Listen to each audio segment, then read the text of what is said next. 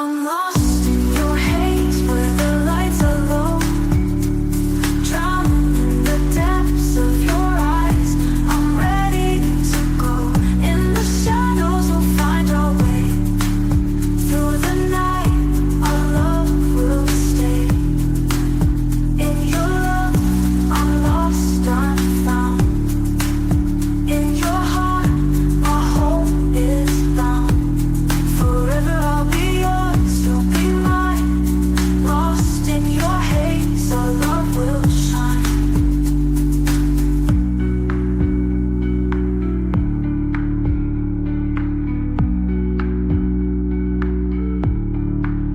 In your love, I'm lost, I'm found. In your heart, my home is bound. Forever I'll be yours, you'll be mine. Lost in your haze, our love will shine.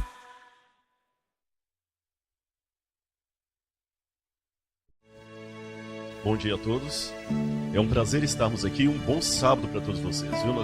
Estou vendo vários amigos aqui, o pastor Iséias Cardoso foi meu primeiro presidente de associação lá em Minas Gerais, e há pessoas também de Cabo Verde que estão aqui, vários visitantes. É um prazer estar com todos vocês aqui, muito obrigado mesmo, e que a graça de Deus esteja com todos. Nesta manhã, eu queria fazer uma reflexão com vocês sobre qual é o sentido da vida. Pode parecer uma pergunta retórica. A vida tem um sentido? Na verdade, você vai se surpreender que nesta manhã eu não vou... e também cumprimento a todos que vão estar assistindo esse vídeo de casa, seja através da internet, que o Espírito Santo esteja com você também. Pegue a sua Bíblia, acompanhe conosco, ore, tá certo? E que Deus possa tocar em seu coração onde quer que você esteja. Muito bem, irmãos. Alguns podem perguntar, essa é uma questão retórica, qual o sentido da vida? Mas a vida tem um sentido. E eu disse que vocês vão talvez se surpreender, porque eu não vou ficar preso apenas à Bíblia e autores cristãos. Talvez alguns vieram, eu vou a uma igreja, um espaço Novo Tempo, eu vou ouvir só a Bíblia. Eu vou citar aqui vários ateus. Quase tantos ateus quanto autores religiosos. E alguém pode falar, mas por que você vai citar os ateus? Qual o sentido disso? Por várias razões. Letra A. Para eu ver como é que os ateus pensam. Porque quando você discorda de uma pessoa sem saber o que ela pensa, você está tendo um preconceito. É bom eu entender o que ela pensa e por que ela pensa, até para saber por que eu realmente discordo dela. Tá certo? Senão é preconceito. Letra B. Ao invés de eu simplesmente dizer, aos ateus dizem isto, nada melhor que dar a palavra para que eles falem o que eles pensam. E letra C, eu admiro os ateus sinceros. Aqueles que falam, eu sou ateu, não creio na existência de Deus, e o meu ateísmo leva a essa conclusão. Tá certo? Não sou eu que estou concluindo, são eles que concluem qual é o sentido da vida se Deus não existe. Enfim, esta pergunta interessa a todos. O que eu estou fazendo aqui? Não é isso? Para onde eu estou indo? Qual o significado da vida? Bom, eu vou começar com um ateu.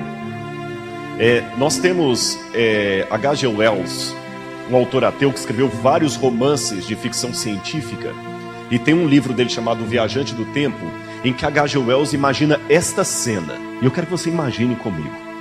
Um astronauta perdido no espaço sideral, sabendo que ele é o único ser vivo de todo o universo. Imagine que você é esse astronauta. Você estaria à deriva no espaço. Não existe mais nenhuma ameba, nenhuma bactéria, nenhum ser humano, nenhum mamífero, nenhum inseto, não existe mais nada, mais ninguém, apenas você. E esse astronauta que é você, vagando solitário por toda a imensidão do universo, tem 2 frascos no seu cinto aqui de astronauta, 2 frascos. Um deles tem veneno, no outro tem o elixir da vida eterna. H.G. Wells pergunta, qual dos 2 frascos você tomaria? Claro, ele responde de veneno. Por que ele tomaria o de veneno? Porque não basta viver para sempre. Você tem que ter uma vida com propósito e significado. Viver para sempre sozinho, sem ter ninguém para conversar, ninguém para amar, ninguém para discutir, ninguém para curtir, não adianta. Viver solitário não tem sentido. Agora eu vou citar um autor, um filósofo cristão, Ludwig Wittgenstein. Ele é austríaco. Ele dizia assim, Eu não sei com certeza por que estamos aqui, mas estou quase certo que não é para encontrar satisfação em nós mesmos. Crer em Deus significa ver que a vida tem um significado. Essa é a posição dele. Agora, vamos ver, segundo a Bíblia, qual é o sentido da vida. Eu já vi um filósofo ateu, um filósofo cristão. Agora vamos ver qual é a ideia bíblica do sentido da vida. Abram comigo a Bíblia, por favor, no Evangelho de João, capítulo 1, versículos 1 a 3. O Evangelho de João foi o último livro do Novo Testamento a ser escrito, o último. E ele foi escrito quando João estava na cidade de Éfeso, que hoje faz parte da Turquia. E João escreveu assim: no princípio era o Verbo, e o Verbo estava com Deus, e o Verbo era Deus. Ele estava no princípio com Deus. Todas as coisas foram feitas por intermédio dele, e sem ele, nada do que foi feito se fez. A vida estava nele, e a vida é a luz dos homens. A primeira coisa que eu aprendo da Bíblia é que a vida é aquilo pelo qual vale a pena brigar. Não é para vencer, não é para ser rico, não é para ser mais bonito, é pela vida. E de fato, nós brigamos pela vida. Se alguém está nas últimas na UTI, você gasta todo o dinheiro, todo o equipamento para mantê-la viva e fazer com que ela sobreviva. A vida é a luz dos homens. Segundo a Bíblia, vale a pena investir na vida. Segunda coisa que eu aprendo, João 10, verso 10. Também uma declaração de Cristo. É só passar um pouquinho as páginas da sua Bíblia. Estava no capítulo 1, agora nós vamos lá para o capítulo 10. Ou, hoje a gente tem que atualizar, não é? Não é só passar a página da Bíblia, não. Passar o dedo no tablet ou no celular aí. Daqui uns dias nós vamos assim, vamos abrir os nossos tablets em João capítulo 2. João 10, 10 é uma declaração de Cristo. Ele fala assim: eu vim para que todos tenham vida e a tenham em abundância. Não é isso que está escrito na sua Bíblia? Tenham em abundância. Segunda coisa que eu aprendo da Bíblia, que para mim é surpreendente. Eu já ouvi falar as pessoas medirem quantidade de dinheiro, quantidade de cultura, quantidade de status. Você fala de classe A, B, C e D. Você fala de nível de pobreza, quem está acima da linha de pobreza, quem está abaixo da linha de pobreza. Você fala de quantidade de inteligência, QI, quantidade de inteligência emocional, QE. Nós falamos de quantidade de um monte de coisa, mas eu nunca ouvi falar de quantidade de vida. Mas de acordo com a palavra de Deus, a vida pode ser quantificável. Há pessoas que vivem mais do que outras, não no sentido de terem mais anos de vida, no sentido de terem vida de mais qualidade. Há pessoas que têm mais vida do que outros. Interessante, dá pra gente medir aqui quantos têm mais dinheiro do que outro, quem tem mais cultura do que outro, quem tem mais experiência do que outro, mas segundo a Bíblia, eu também posso medir quem tem mais vida do que outro. A vida é quantificável. Então, recapitulando, primeira coisa que eu aprendo segundo a Bíblia, a vida é a luz que nós temos que perseguir. Segundo, a vida pode ser quantificável. Há pessoas que têm mais vida do que outras. Terceira coisa que eu aprendo com a Bíblia, Isaías 45, verso 18. Vamos para o Antigo Testamento agora. Livro do profeta Isaías, capítulo 45, verso 18. E se tiver uma visita do seu lado aí, ajude também aí, ofereça seu exemplar da Bíblia para ele acompanhar. Porque não é bom acreditar só no que o pregador diz. É bom você ver se ele não está mentindo, se está daquele jeito mesmo. Isaías 45, 18, agora é uma palavra de Deus, o Criador.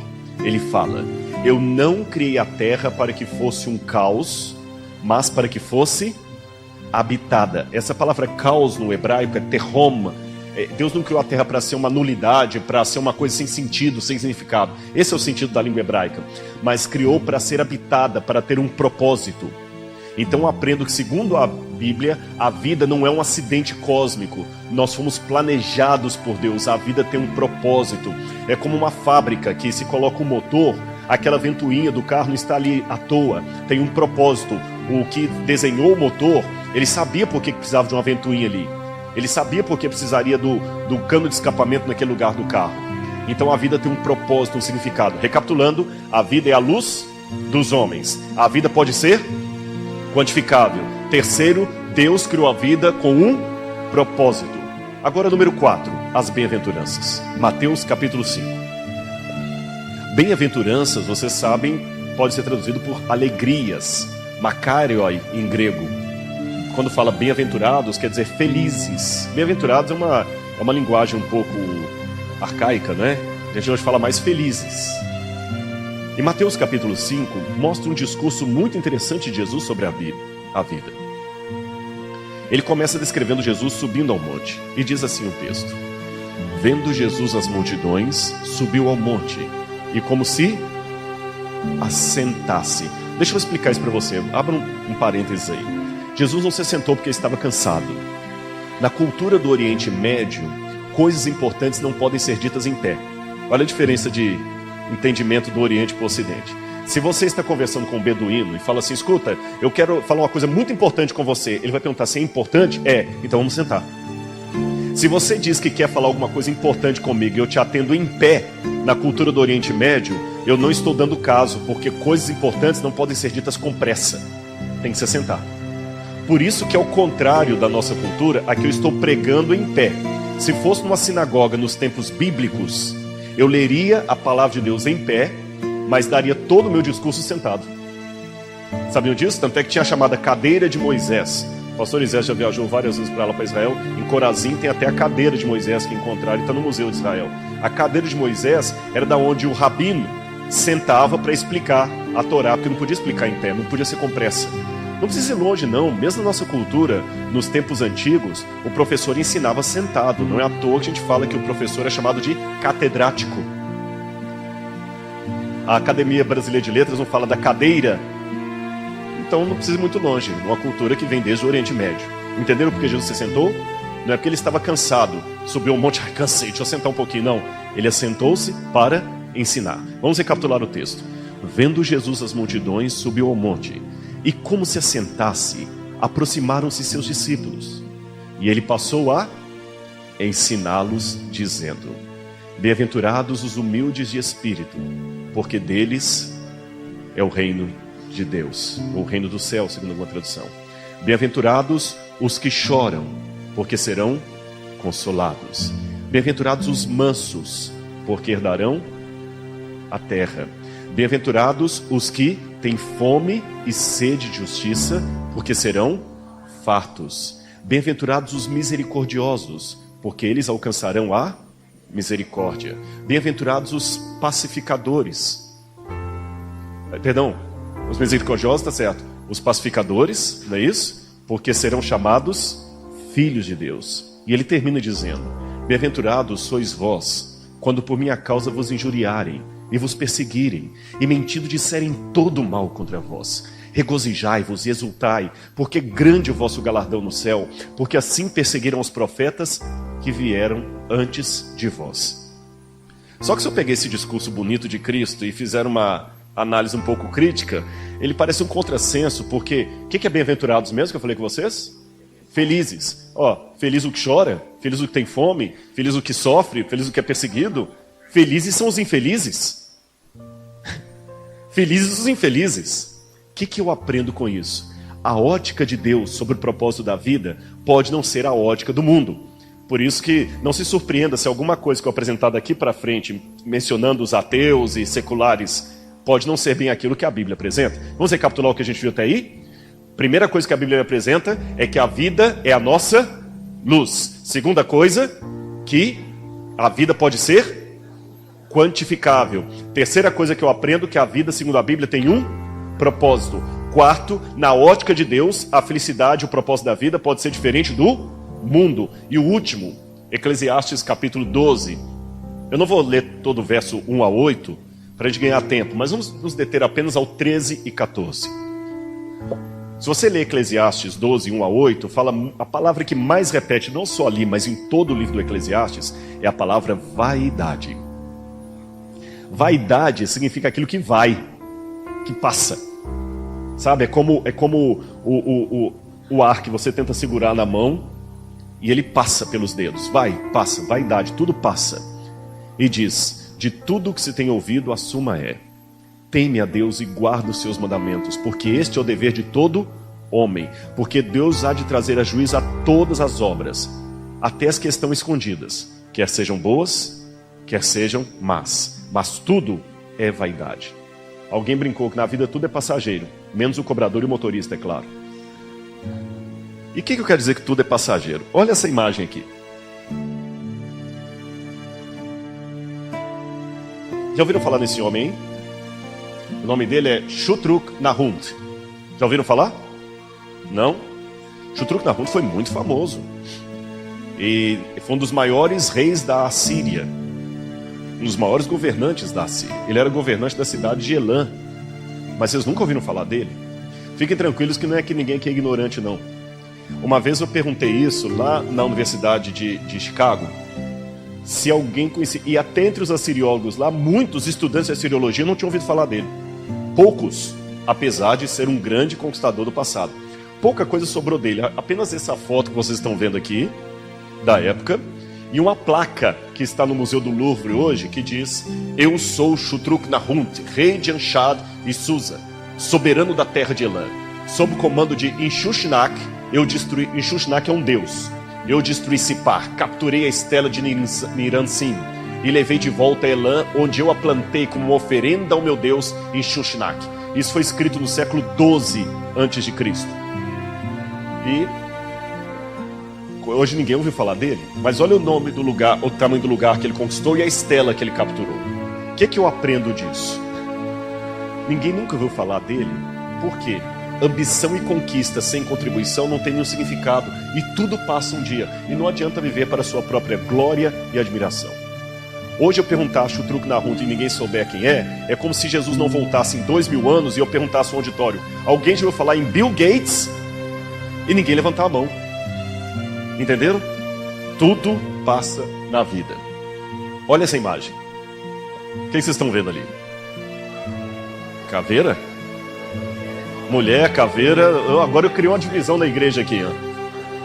Cada um tá dizendo uma coisa aqui, viu?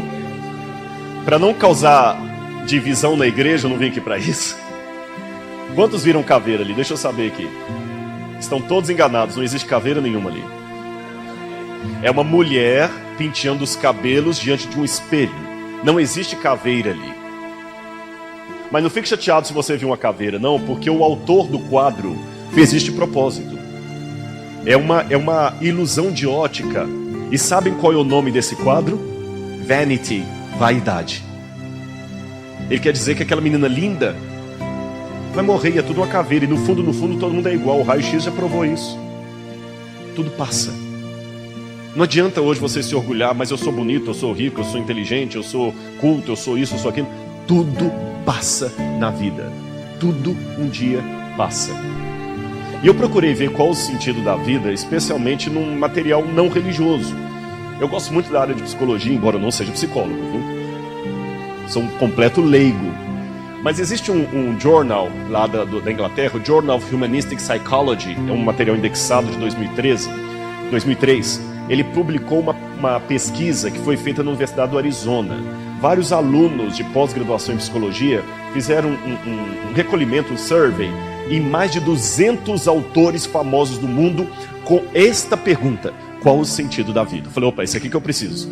Que eu queria mostrar na igreja qual o sentido da vida na ótica de quem não tem Deus por base.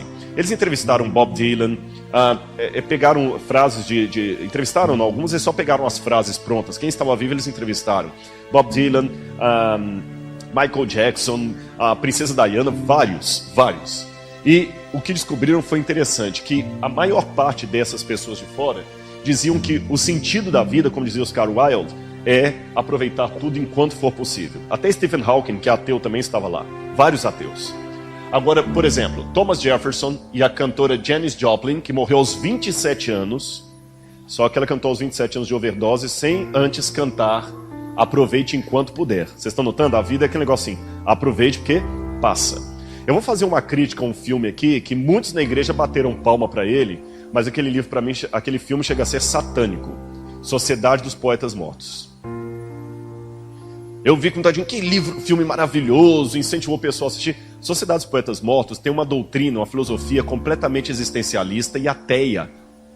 Tanto é que, ironia das ironias, não estou aqui para julgar os sentimentos de ninguém, o próprio ator principal morreu depois suicidando-se.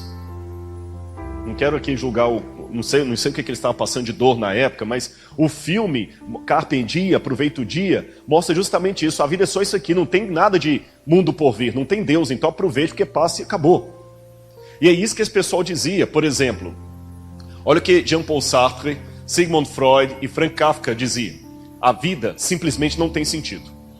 E eu concordo com eles. Mas peraí, você concorda? Concordo. Porque eles são ateus, esses três autores.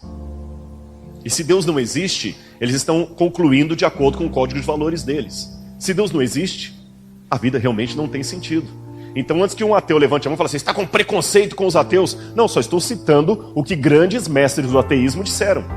Por Deus não existir, a vida não tem sentido. E vou mais. Bob Dylan e Oscar Wilde, Stephen Hawking, diziam que a vida é simplesmente uma piada. Eu até acrescentaria uma piada de mau gosto. Olha o que Mary Roberts Reinhardt dizia. Também ateia, viu? O que é a vida? Um pouco de trabalho, um pouco de sono, um pouco de amor e tudo acabou. Será que é só isso mesmo? Só que tem algum... Opa, volta, por favor. Por isso que as pessoas hoje estão tão angustiadas que a vida virou sinônimo de possuir. Porque eles estão vendo que é só isso aqui mesmo. E cada vez você vai envelhecendo e um dia tudo vai passar. Eu vou contar para vocês uma coisa aqui. Eu tenho muitos jovens me assistindo aqui, talvez muitos jovens vendo de casa. Preste atenção no que eu vou dizer. Eu tenho 45 anos. Depois que você passa dos 40 e sua idade começa a ser computada mais em enta. Eu lembro quando eu comecei a trabalhar em Belo Horizonte com o pastor Isaías lá, o meu jovem, agora o meu colega. Poucas pessoas vão te chamando de meu jovem, mas é tão triste. Eu vou contar, quando você forma em teologia, você fica doido para usar óculos e ter o cabelo um pouquinho mais branco para parecer mais velho. Quando você chega lá, você está doido para parecer mais novo. Aí você percebe, depois que faz 40 anos, alguma coisa muda. Você vai ver quando você fizer 40 anos, se Jesus não voltar até lá. Quando você é mais novo, aí até a casa dos 20 e poucos anos, você é só acostumado a ver dois tipos de pessoas. Os jovens como você, que estão crescendo, mas ainda estão jovens. É aquela menininha pequenininha, ficou uma moça bonita agora, mas estão crescendo junto com você. E os velhinhos, que quando você nasceu, eles já eram idosos. Tá certo? Então você tem esses dois tipos de referenciais, os velhinhos e os jovens. E psicologicamente falando, é até difícil você imaginar que aquele senhor bem velhinho da igreja um dia foi um garotão assim que passava e a mulherada, uau! Ou que aquela senhorinha toda encurvadinha que está lá no ponto do ônibus, um dia foi uma moça linda. Você tem dificuldade de imaginar isso. Que a sua bisavó um dia foi objeto de desejo de todos os rapazes que não saíram com ela para o baile. Só que depois que você faz 40, os 30 e poucos já começa a sentir assim, o fim do Friends. Sabe? É o fim do Friends. Você começa a perceber que aquela menininha que você namorou na adolescência já é mãe. Dependendo da situação que ela casou, ela já é avó. Aquela moça bonita da televisão que você via, ela já está diferente, já está com um monte de... Aí você vê às vezes no video show uma coisa de quando ela era mais nova. Nossa, como é que diferenciou. O Renato Aragão, cearense, eu lembro dele de cabelo branco, dando cambalhota. Hoje está um senhor lá de quase 80. Aí você começa a testemunhar o envelhecimento das pessoas. Aquela criança da igreja hoje está com a faculdade pronta e você a viu criança, se formou, já está dando aula. Aí você vê que você está envelhecendo, você não é eterno. Aí você começa a pensar, o corpo começa a aparecer dor que não tinha, marcas de expressão que não tinha, você já não dorme em qualquer lugar, você já não gosta muito de mudança. Aí o dia que eu estava comentando isso perto de um amigo meu que tem 95 anos, amigo do senhor também.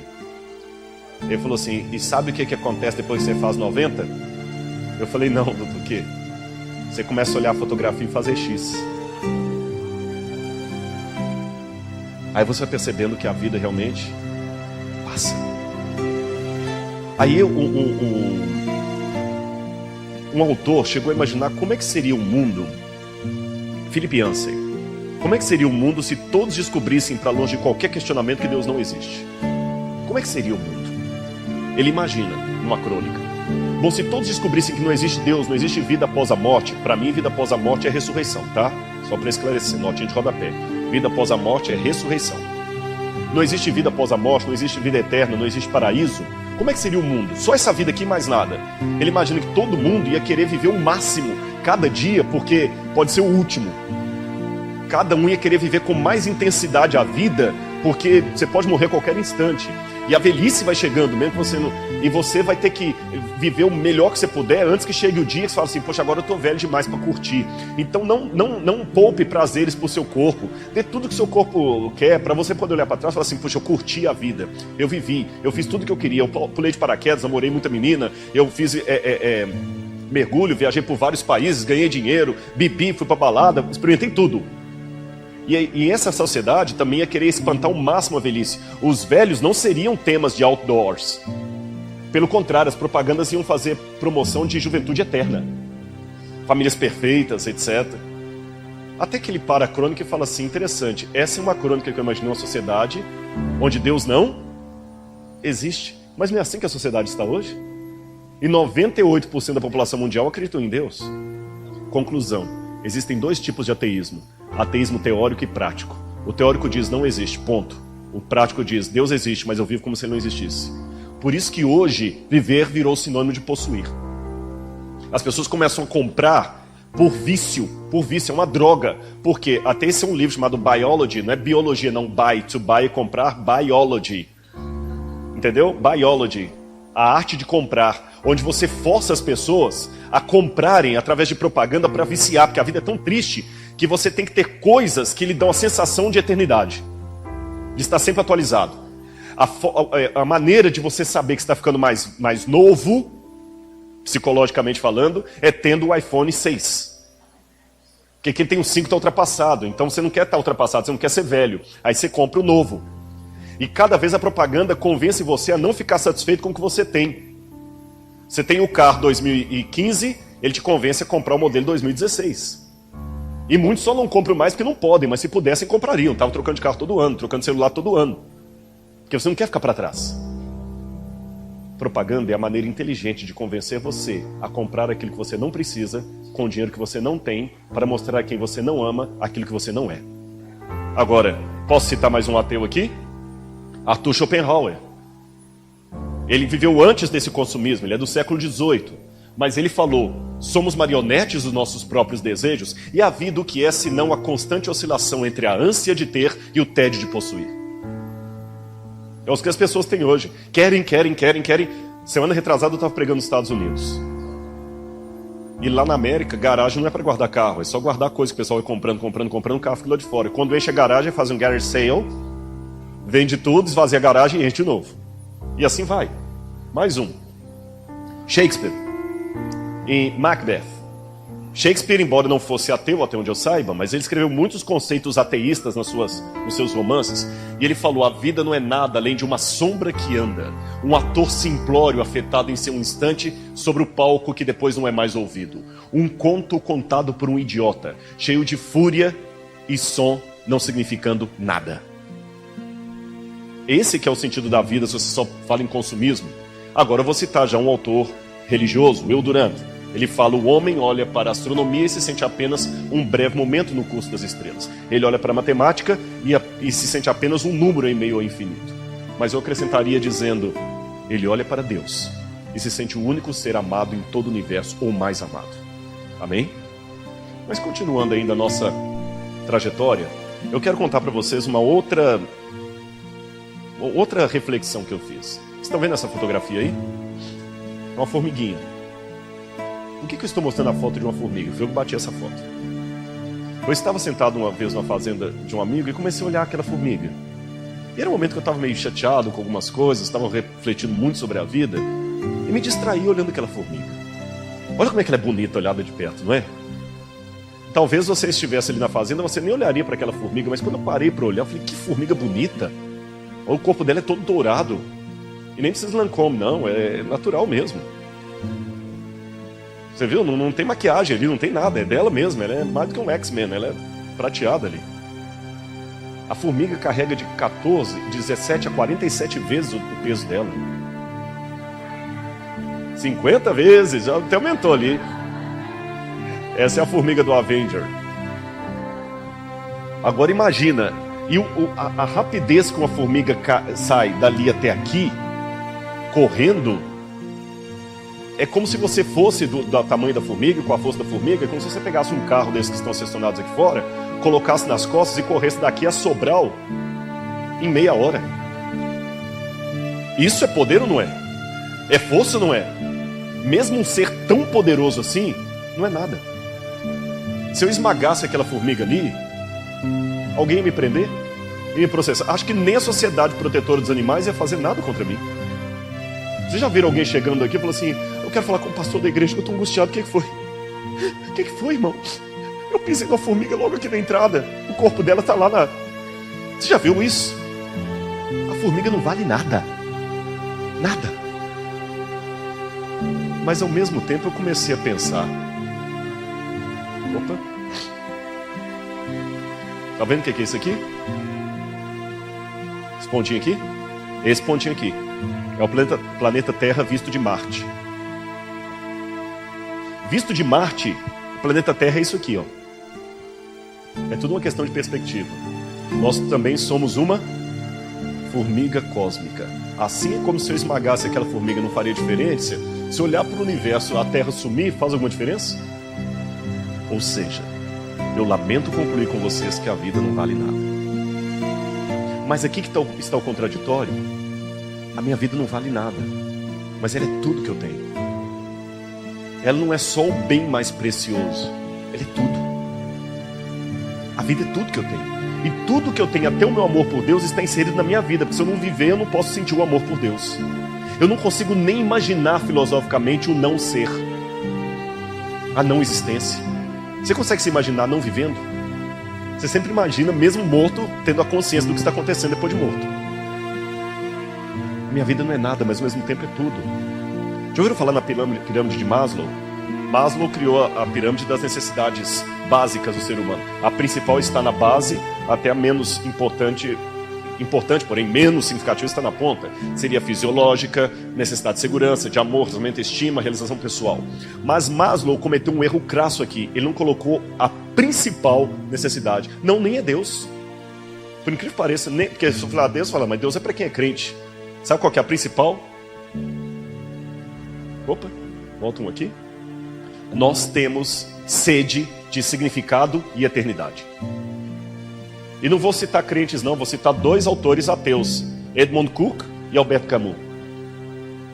Olha o que Edmund Cook dizia: sabemos que não vamos viver eternamente, mas sempre temos a expectativa de vida. Todo mundo quer viver para sempre. Se você receber uma notícia que você ou um ente querido seu está com um câncer agressivo, que mata 98% das pessoas que o contraem, você sempre, ainda que não seja crente, tem a esperança, a fé, de que você vai estar entre os 2% que sobrevivem àquela doença. Enquanto houver um segundo de vida na UTI, você está lutando para não desligar o aparelho. A gente quer viver para sempre. Pode estar com 98 anos, 100 anos de idade, e se passar mal, vai correr para o hospital para te prolongar mais a vida, mesmo sabendo que vai morrer. Queremos ou não queremos ter vida eterna? Os próprios ateus admitem. Segundo, significado, Albert Camus. Eu estou repleto de desejo por clareza e significado, no mundo cuja existência não me oferece nenhum nem outro. Por isso, começar a pensar é começar a ser atormentado. E o que eu fico assustado é que, de onde que vem essa carência que nós temos de significado e de eternidade, se ninguém nunca experimentou a eternidade? Nem a teoria da relatividade em Einstein provou o infinito, ela deduz o infinito. Não provou. Como é que a gente pode ter ânsia por algo que não existe? A Bíblia me dá a resposta, Eclesiastes 3, verso 11. Vamos ler juntos? Deus fez tudo apropriado ao seu tempo. Também colocou no coração do homem o desejo profundo pela eternidade. Contudo, o ser humano não consegue perceber completamente o que Deus realizou. Essa sede por eternidade que Eclesiastes 3,11 diz é a palavra olam. Olam em hebraico significa certeza, sentido, completude. Não é só viver eterno, viver com significado. Agora, vou de novo para os ateus. Xenófanes dizia o seguinte: se os bois e cavalos tivessem mãos e pudessem produzir obra de arte, os bois iam fazer deuses semelhantes aos bois e os cavalos iam fazer deuses semelhantes aos cavalos. O que Xenófanes quis dizer e que os ateus falam até hoje? Que Deus é uma criação do gênero humano. À tarde eu vou trabalhar um pouquinho mais sobre isso na palestra Se Deus Existe. Mas a ideia é essa. Então o homem disse: eu crio a ti, ó Deus, porque eu sou medroso e supersticioso. Freud dizia que o ser humano cria Deus porque a realidade da vida é tão caótica. Lembra que eu apresentei vocês? Vai envelhecer, vai morrer, etc. Aliás, você já nasce condenado. Eu posso falar a verdade aqui? Ninguém vai ficar assim: ai, para com isso. Posso falar a verdade? Você está pronto para ouvir a verdade? Na verdade, uma verdade que você já sabe, mas evita saber. Pelo menos finge que não sabe. Você já nasceu condenado. A menos que você fique vivo até a volta de Jesus, todo mundo vai morrer aqui. Até essas criancinhas, por mais lindas, um dia vai morrer. Ou vai morrer, ou vai enterrar alguém que você ama. Você está vendo seu pai e sua mãe felizes do seu lado aí, um dia você vai ficar órfão de um ou de outro. Você está vendo seu irmão do seu lado aí que você gosta, um dia um dos dois vai primeiro. A verdade é essa. Ah, não fala assim não, é a verdade, tem que encarar. Você não veio à igreja para ouvir lendas. Lenda você vai ouvir no cinema, ou no filme. Na igreja você vem ouvir a verdade. Lenda você vai ouvir no entretenimento lá, que quer mentir para você que a vida é aquilo que ela não é. Na igreja você vai ouvir a verdade. Todo mundo vai morrer.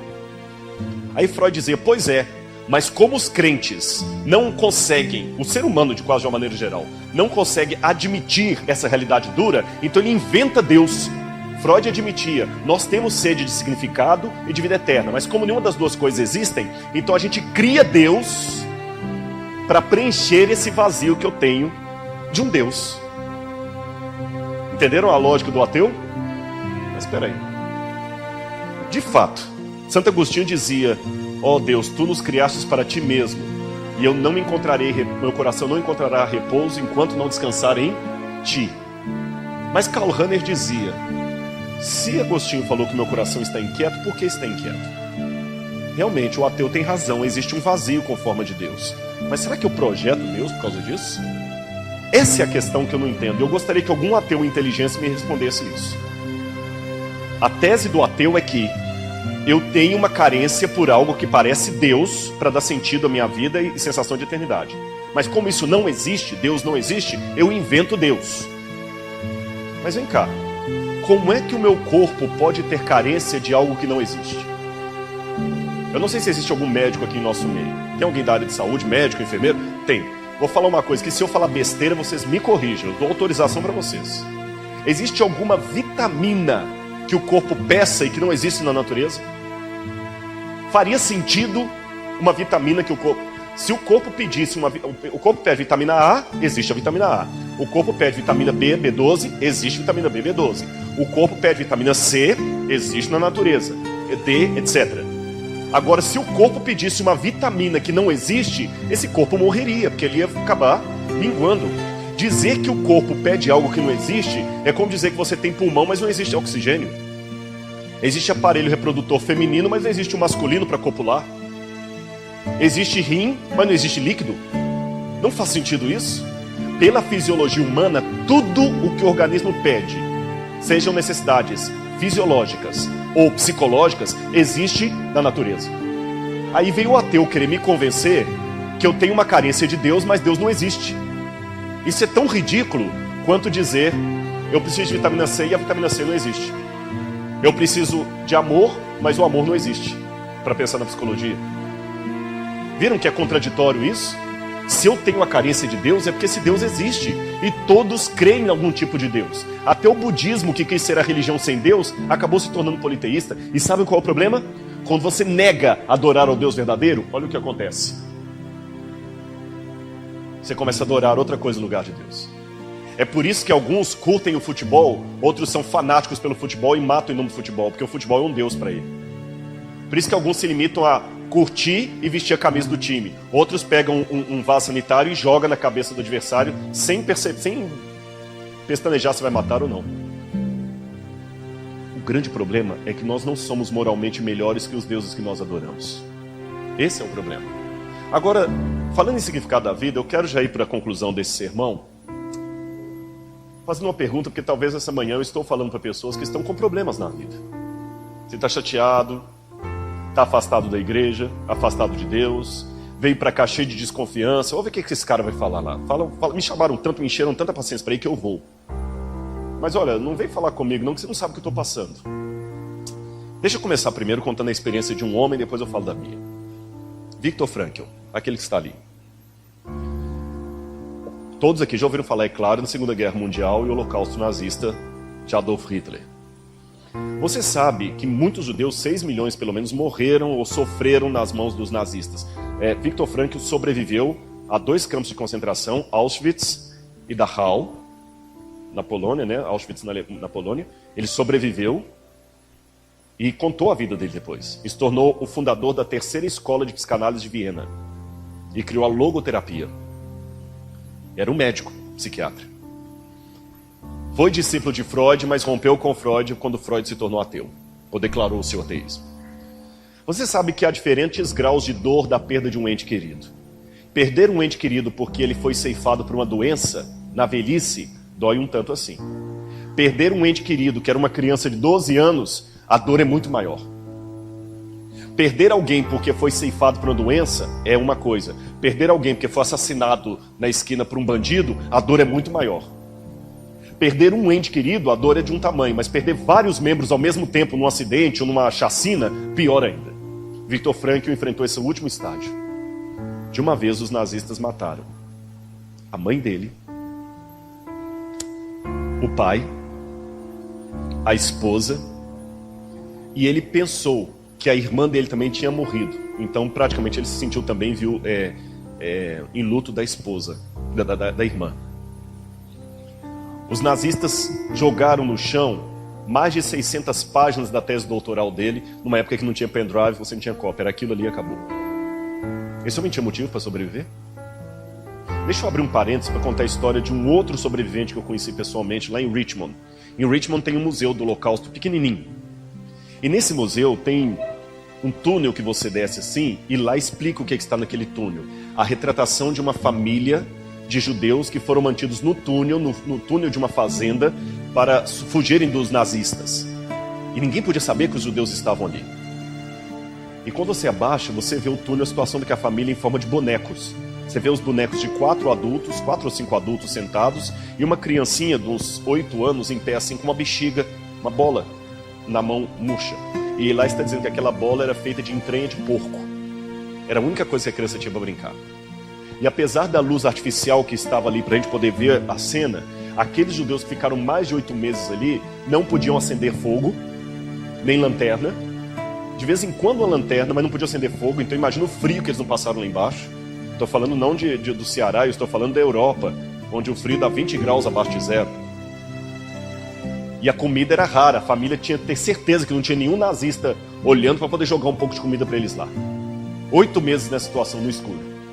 Eles ficavam contando histórias, baixinho, cantando. Passava o dia assim, o dia inteiro assim, à noite assim. Imagina, sem ver a luz do sol. Eu desci e vi aquela cena.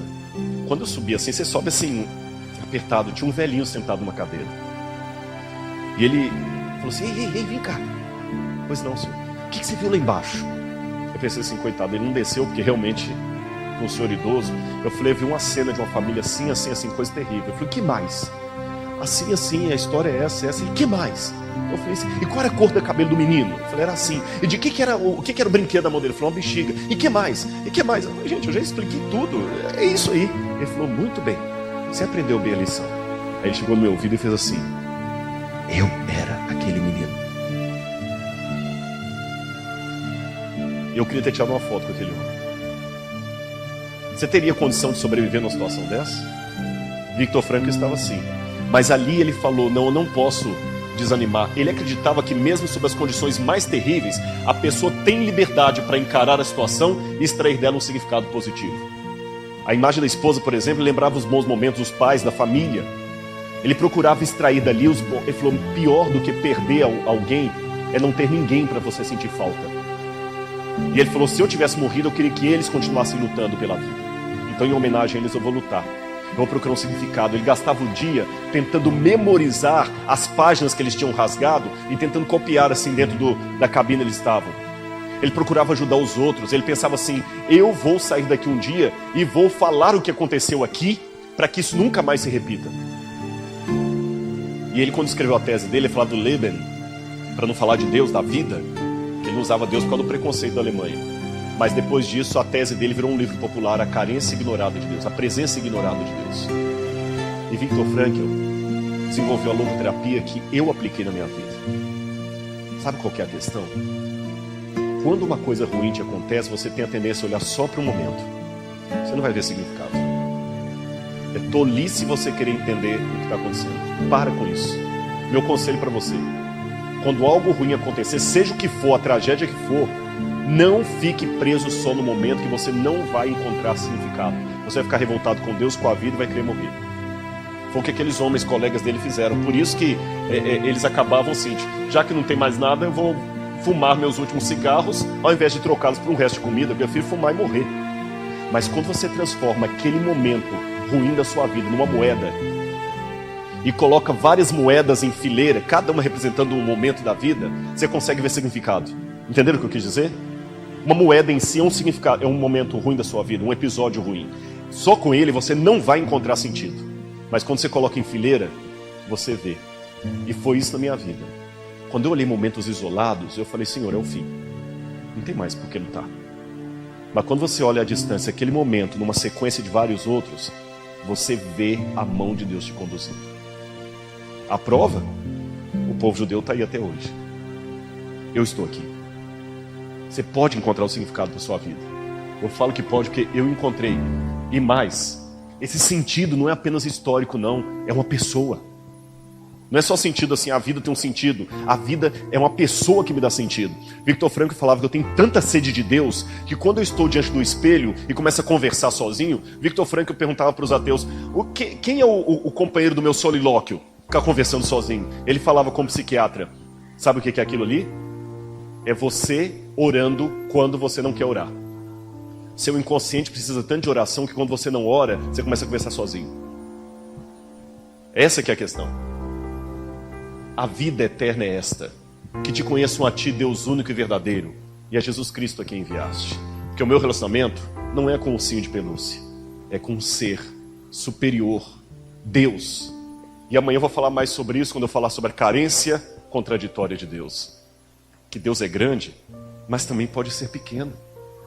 É. E muitas vezes na vida, o que você quer é apenas um Deus pequeno. E quão pequeno, quão íntimo esse Deus pode ser? João 14, 23, Jesus disse: se alguém me ama, guardará a minha palavra.